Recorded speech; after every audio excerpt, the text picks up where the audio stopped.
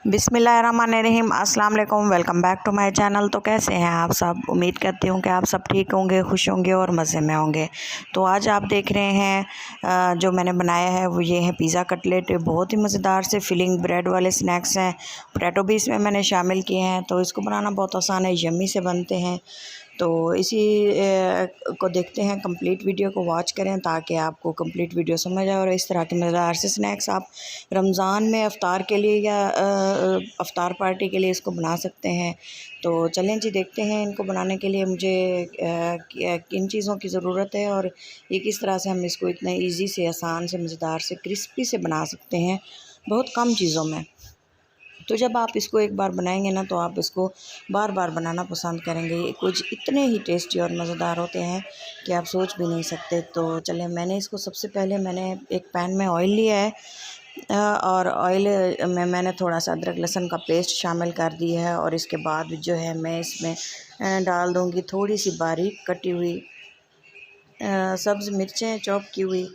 और इसको जो है मैंने अच्छे से इसको फ्राई कर लेना है, अच्छे से इसकी मिक्सिंग कर लेनी है। तो ये देखें, अच्छे से जब तक कि इसकी अच्छी सी खुशबू आना स्टार्ट नहीं होती ना, ये बनाना बिल्कुल कम ऑयल में है। तब मैं इसमें जो है बाकी की चीज़ें तैयार करके रखी हुई हैं। ये है चिकन श्रेडेड किया हुआ, बॉईल करके मैंने इसको ऐसे इस तरह से पीसेस में कर लिया था हाथों की मदद से। और ये है बंद गोभी, ये इसमें ज़रूरत ऐड करें, जितनी ज़्यादा ऐड करेंगे उतना ही अच्छा सा फ्लेवर आता है। और ये थोड़ी सी गाजरें डाली हैं। और अगर आपके पास गाजरें अवेलेबल ना हो तो आप इसको स्किप भी कर सकते हैं, इसकी जगह पे आप शिमला मिर्च ऐड कर दें। और अगर आपके पास शिमला मिर्च नहीं है तो बंद गोभी से भी ये बहुत ही मज़ेदार बन जाते हैं।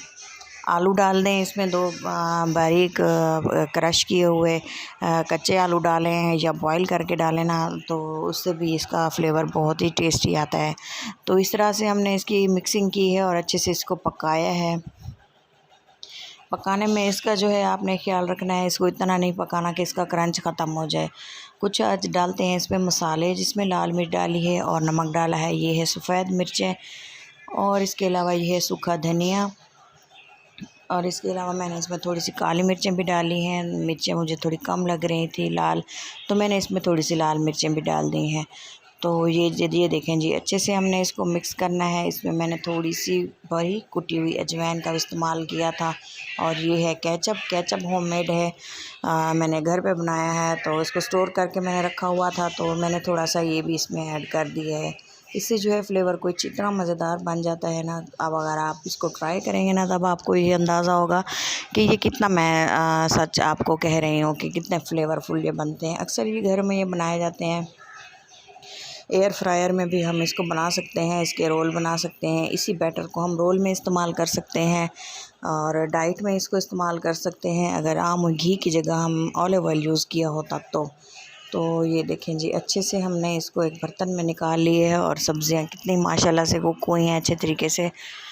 इसको एक बाउल में ठंडा होने के लिए हमने रखना है। और ये है थोड़ी सी चीज़ डाल दी है। और ये है थोड़ी सी ऑर्गेनो। ये ऑर्गेनो से जो है इसका पिज़्ज़े वाला टेस्ट आता है, जबकि हम इसको बना रहे हैं पिज़्ज़ा कटलेट। पिज़्ज़े वाला इसका टेस्ट आएगा और ये बहुत ही यम्मी से इसके जो कटलेट बनेंगे ना, बहुत ही मज़ेदार बनेंगे। तो चलें जी, इसको एक बार ज़रूर ट्राई करें। और ये देखें, ये अगर आप इसे को चाहें तो आप इसके ब्रेड रोल भी बना सकते हैं और इसको एयर फ्रायर में बना सकते हैं। और अगर आप चाहें तो वरना आप इसको फ्राई भी कर सकते हैं। फ्राई हम किस तरह से करेंगे, वीडियो को पूरा देखें। थोड़ी सी शिमला मिर्च थी, वो भी मैंने इसमें ऐड कर दी है। पकाते हुए नहीं डाली, क्योंकि इसका मैं चाहती थी कि खुशबू और क्रंच इस तरह से ऐड हो, क्योंकि अभी भी गर्म है। तो ये देखें, ये हैं कुछ ब्रेड के स्लाइस लिए हैं और इस तरह से हमने, अगर आप चाहें तो इसके जो किनारे हैं वो कट कर सकते हैं, लेकिन मैंने इसके किनारे बिल्कुल भी कट नहीं किए। और इस तरह से इसको हल्का सा बिल्कुल पानी लगाना है और इसको इस तरह से इसको निचोड़ देना है बिल्कुल हल्के हाथ से, ताकि ब्रेड फटे भी ना और हमने जो इसके कटलेट बनाने हैं तो वो भी सही से बन जाए।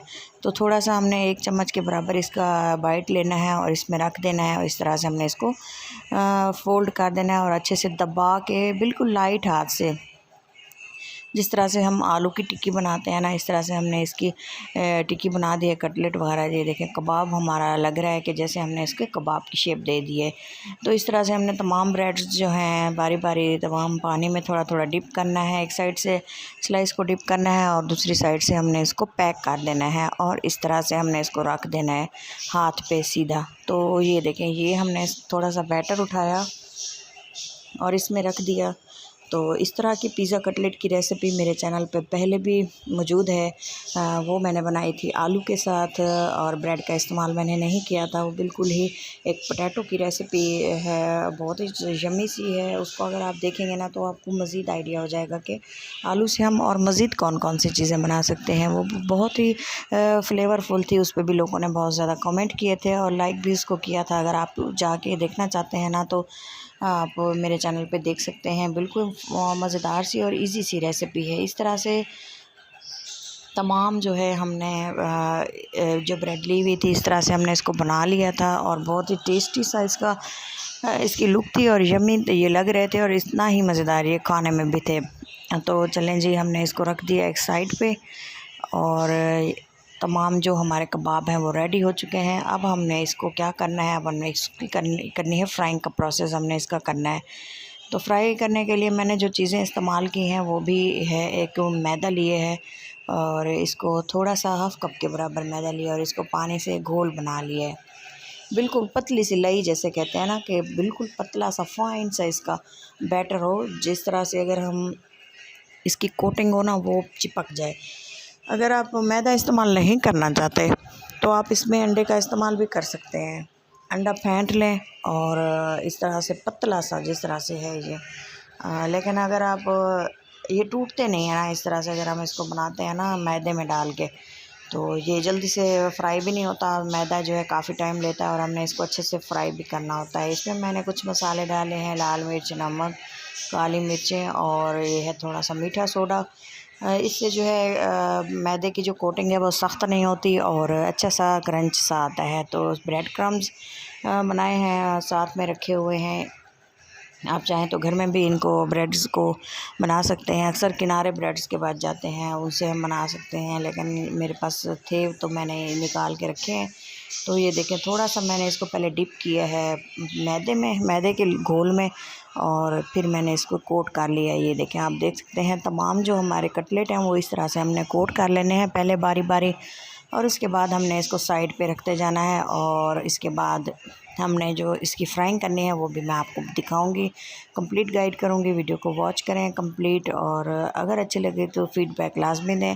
हमें आपके फ़ीडबैक का बहुत इंतज़ार रहता है। मेहनत करते हैं आप लोगों के लिए ताकि आप हमें फ़ीडबैक दें और हमें भी कुछ फ़ायदा हो। तो ये देखें, तमाम बारी बारी इस तरह से मैंने कोट करके एक साइड पे रखते जाना है और बाकी का जो प्रोसेस है वो भी मैं आपको कंप्लीट इसलिए शेयर करती हूँ ताकि आपको मज़ीद समझ आ सके कि कंप्लीट रेसिपी किस तरह से तैयार हुई है और ये कैसे हमने इसको तैयार करके रखे और इसकी फ़ाइनल लुक क्या बनती है। तमाम जो है रेडी हो चुके हैं और ऑयल भी मैंने गर्म होने के लिए पैन में रख दिया है। ऑयल देखें, ना ज़्यादा गर्म है और ना ही ज़्यादा ठंडा। तो मैंने इसमें जो पिज़्ज़ा कटलेट हैं वो मैंने रख दिए हैं इस तरह से और अच्छे से इनको कुक होने के लिए मैंने तकरीबन इसको 10 मिनट कुक किया है। अगर आप चाहें तो इसको 7 मिनट भी हद है इसकी, इसको कुक कर सकते हैं। हल्की आंच पे कुक करना है, बिल्कुल लो फ्लेम पे रखना है ताकि ये अच्छे से पक जाएं और अंदर तक। वैसे तो चीज़ें पहले से कुक हैं, ब्रेड भी कुक है और लेकिन इसको फ्राई कम टाइम के लिए करेंगे ना तो ये क्रिस्पी नहीं बनेगी। तो इसको मैंने तकरीबन 7 मिनट के लिए पकाया था और इस तरह से इसकी लुक इतनी आ चुकी थी तब मैंने इसको निकाल लिया था। इतना पकाते हुए मुझे लगे थे तकरीबन 7 मिनट।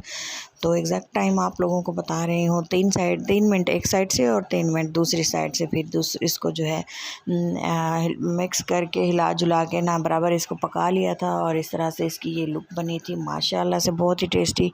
हमारे इफ़्तार के लिए जो है अफ्तार पार्टी के लिए बहुत ही ज़बरदस्त ये हमारी डिश तैयार हो चुकी थी। तो ये देखें, अफ्तार में बनाएं इसको, बहुत ही मज़ेदार लगती है। एक बार अगर आप इसको बनाएंगे ना तो घर वाले आपका हाथ नहीं रुक पाएगा, तो खाते हुए पेट नहीं भरेगा। ये इतने ज़्यादा हैं, ये ख़त्म हो जाएंगे, ये इतने ज़्यादा मज़ेदार हैं। ये देखें, तमाम जो हमारे पिज़्ज़ा कटलेट हैं वो रेडी हो चुके हैं। तो ये देखिए, इसको केचप के साथ, रायते के साथ और मायोनीज़ के साथ इसको सर्व करें, बहुत ही मज़ेदार लगते हैं, बहुत ही टेस्टी हैं। उम्मीद है कि आपको मेरी ये रेसिपी बहुत पसंद आई होगी। पसंद आने की सूरत में ही चैनल को और वीडियो को लाइक किया करें। इसकी क्रंच और क्रिस्प इतना ज़्यादा है, आप अंदाज़ा लगा रहे होंगे, और इसका टेस्ट कितना टेस्टी होगा वो तो आपको जब आप बनाएंगे ना तो आपको पता चलेगा। ये देखें, इस तरह से आप इसकी फिलिंग रोल में भी कर सकते हैं, और रोल में इसकी फिलिंग को रोल करके ब्रेड में, तो इसको आप एयर फ्रायर में भी कुक कर सकते हैं, उससे भी इसका फ्लेवर बहुत ही ज़बरदस्त आता है। आप चाहें तो इसको मल्टीग्रेन ब्रेड में भी बना सकते हैं। तो चलें जी, वीडियो को करते हैं एंड। अपना और अपनों का बहुत सारा ख्याल रखें, दुआओं में याद रखें। अल्लाह हाफिज़।